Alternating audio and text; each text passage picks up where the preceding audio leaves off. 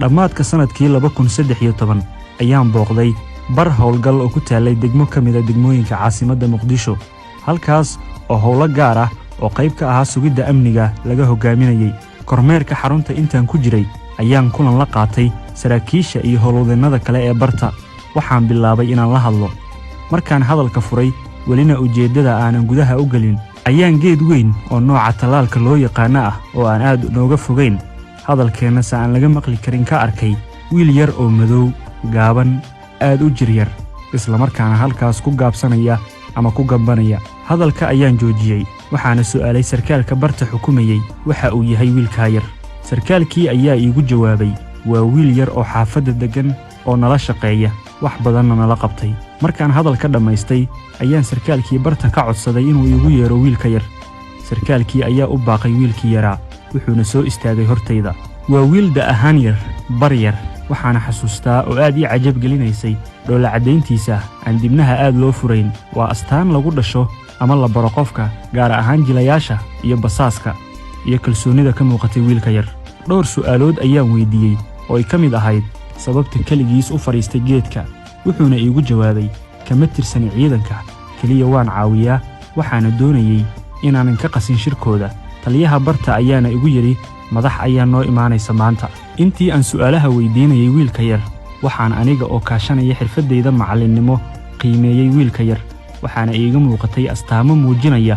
mustaqbalkiisa iyo inuu yahay mid dhiiran oo aan walaacsanayn sida lagu yaqaan bini'aadamka gaar ahaan askarta ama howlwadeennada aan joogtada ahayn xuquuqdana lahayn marka ay madaxda arkaan waxa ay iska soo ridaan caloosha iyagoo calaacal iyo codsiyo xuquuq raadis ah ooda ka qaada wiilka yar marna kama dareemin inuu qabo baahi ama dareen ka duwan dadka uu la joogay ee maanta gaarka isaga saaray iyaga oo iga qarinaya aniga markaan xarunta ka baxayay ayaan u sheegay sarkaalkii barta madaxda ka ahaa inuu maalinta sabtida ah 4 maalin kadib booqashadeedii barta xafiiska iigu keeno wiilka yar oo aan ku naanaysay wiilka geedka naanaystan waxa ay ahayd magaca sirta ah ee aan buuggayga ku qortay maalinta ugu horreysa ee aan la kulmay maalintii ballanta ayaa wiilkii yaraa ama loo yaqaanay wiilkii geedka xafiiska la iigu keenay intii aanan la kulmin wiilka ayaan daqiiqado la sheekaystay sarkaalkii barta oo ka mid ahaa saraakiisha ugu shaqada wanaagsanayd ugu daacadsanayd ilaa maantana shaqada qaranka ku jira waxaana weydiiyey su'aalo dheeri ah oo la xiriiray wiilka sarkaalkii ayaa iga baxay waxaa la ii soo geliyey wiilkii yaraa wiilkii geedka waxaan la fadhiyey 30 daqiiqo aniga oo wax ka weydiiyey xogtiisa xaaladdiisa iyo xiriiradiisa iyo sidoo kale waxyaabaha uu qaban karo muddada aan la fadhiyey wiilka yar ama wiilka geedka waxaan ka akhristay wejigiisa iyo hadalkiisa inuu yahay shakhsi karti iyo dhiiranaan leh faham iyo xogna ka haysta nabaddiidka iyo qorshayaashooda xaafadaha intii aan la fadhiyey wiilka yar ama wiilka geedka waxaan aniga oo aan la tashan saraakiisha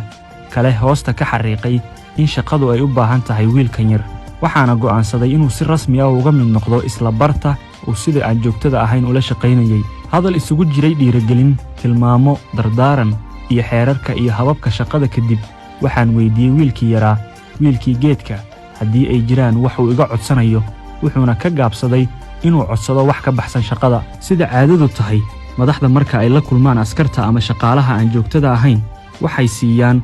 wax dhiirigelin ah ama waxay ku qanciyaan ballanqaad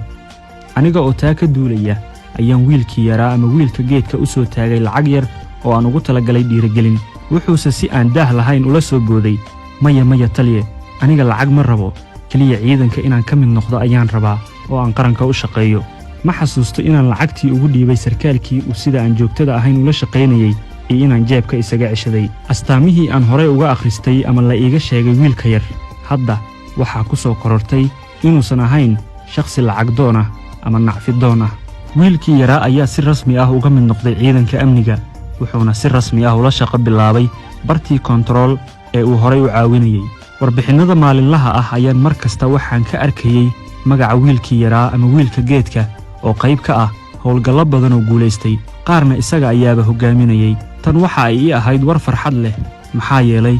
waxaa iswaafaqay astaamihii igu riixay inaan degdeg u qoro dhaqankiisa iyo howlgudashadiisa kartida iyo hufnaanta iyo waajib gudashadiisa awgeed ayuu wiilkii yaraa wiilka geedka xubin ka noqday dhismaha ciidanka gaarka ah ee amniga caasimadda wuxuuna muddo yar ku noqday xubinta ugu firfircoon uguna dhiiran. wuxuu noqday geesi aan gamban oo nabaddiidka dhuunta u galay noloshana ku soo qabqabtay. muddo kooban gudaheed ayuu ku noqday taliyaha ciidanka gaarka ah ee amniga caasimadda, waxaana markii ugu horraysay magaciisa oo dhammaystiran ku qoray warqad xil magacaabis ah. Farxaan Maxamuud Aadan Farxaan Qaroole waa wiilkii geedka. wuxuu noqday howlgeliye ay ka argagaxaan nabaddiidku marka ay maqlaan magaciisa. ku dhowaad 4 sano oo aan taliyo u ahaa, waxaan u diray boqolaal howlgal oo midba midka kale ka adag yahay, kana khatar badan yahay. mana jirin hal howlgal oo aanan ku farxin habka uu u fuliyey iyo natiijadaba. inta aan howlgal u diray waxaa ka badnaa inta uu ii soo diray in natiijo fiican laga keenay. marka howlgal loo socdo ee aan siinayo dardaaranka ugu dambeeya, wuxuu lahaa isla markaana igu macsalaameyn jiray qoraax aan ku aqaanay oo ahayd, taliyow kuwan ilaa aakhiro waan is-eryanaynaye ka jiifo. muddadaas uu ila shaqaynayay Farxaan ama wiilkii geedka wuxuu caan ku ahaa anshax wanaag, xishood, afgaabni, adkaysi, amar qaadasho, xaalad adag iyo mid fududba, ammaano, geesinimo iyo feejignaan. kama mid ahayn saraakiisha shaqadooda soo dhexgeliya addanaha gaarka ah. laguma aqoon been abuur iyo xadgudub. muddada wada shaqaynteenna ma maqal mana arag Farxaan oo dan gaar ahi weydiisanaya. sidoo kale ma maqal mana arag iyadoo shaqo taallo Farxaan oo la leeyahay waa uu hurdayaa. hal howlgal oo aad la gasho Farxaan ama aad u dirto ayaa kaaga filan inaad ku tixdo darajooyin iyo abaalmarino, waana midda keentay inuu muddo sannado ah gudahood ku noqdo sarreeyo guuto. taa oo ka dhigtay sarkaal iga sarreeya oo aan markaan arko salaanta u saaro, amarkana ka qaato. waxayna runtii ahayd farxad inaan indhahayga ku arkay Farxaan wiilka geedka oo garbihiisu buuxaan. jenaraal Farxaan Maxamuud Aadan wuxuu qayb ka ahaa ama hogaaminayay howlgallo fara badan oo lagu baacsanayay kooxaha argagixisada, isla markaana lagu soo badbaadinayay dad cadowga ku qabsaday hoteello, xarumo dawladeed, maqaayado iyo qaar kaloo badan. allaha u naxariistay jenaraal Farxaan Maxamuud Aadan Qaroole wuxuu horay uga badbaaday tiro shirqoollo iskuday dil oo lagu doonayay in nafta lagu dhaafiyo iyo qaar sumcaddiisa lagu dilayay si loo joojiyo. kadib markuu nabaddiidka kala gaabiyey, jenaraal Farxaan Maxamuud Aadan Qaroole shalay ayuu shahiiday isagoo eryanaya nabaddiidka, waxaana lagu aasay Muqdisho. geesi ayaa lagu yaqaanaa in goobta dagaalka meydkiisa laga soo qaado. waan malaynayay inaan Farxaan sariirtiisa ama hoteel loogu imaanayn, ee isagoo ay cadowga is-eryanayaan uu bixi doono. taas ayayna ku soo dhammaatay. ugu dambayn waxaan hubaa in jenaraal Farxaan uusan la hooyan ciil, oofshayna ballamihii uu la galay qaranka iyo in tiir weyn uu ka go'ay qaranka. allaha u naxariisto jenaraal Farxaan Qaroole wiilka geedka iyo askarta kale ee la geeriyootay. waxaan geeridiisa uga tacsiyeynayaa qaranka, ehelka, gaar ahaan aabe Maxamuud Aadan iyo asxaabta uu ka tegey ayaa lagu soo gabagabeeyey maqaalka dheer ee taliyihii hooyidka, waxaana lagu aasay Muqdisho. geesi ayaa lagu yaqaanaa in goobta dagaalka meydkiisa laga soo qaado. waan malaynayay inaan Farxaan sariirtiisa ama hoteel loogu imaanayn, ee isagoo ay cadowga is-eryanayaan uu bixi doono. taas ayayna ku soo dhammaatay. ugu dambayn waxaan hubaa in jenaraal Farxaan uusan la hooyan ciil, oofshayna ballamihii uu la galay qaranka iyo in tiir weyn uu ka go'ay qaranka. allaha u naxariisto jenaraal Farxaan Qaroole wiilka geedka iyo askarta kale ee la geeriyootay. waxaan geeridiisa uga tacsiyeynayaa qaranka, ehelka, gaar ahaan aabe Maxamuud Aadan iyo asxaabta uu ka tegey ayaa lagu soo gabagabeeyey maqaalka dheer ee taliyihii howlgeliyey ama shaqada u qoray Farxaan Qaroole uu ka qoray shakhsiyadda Farxaan.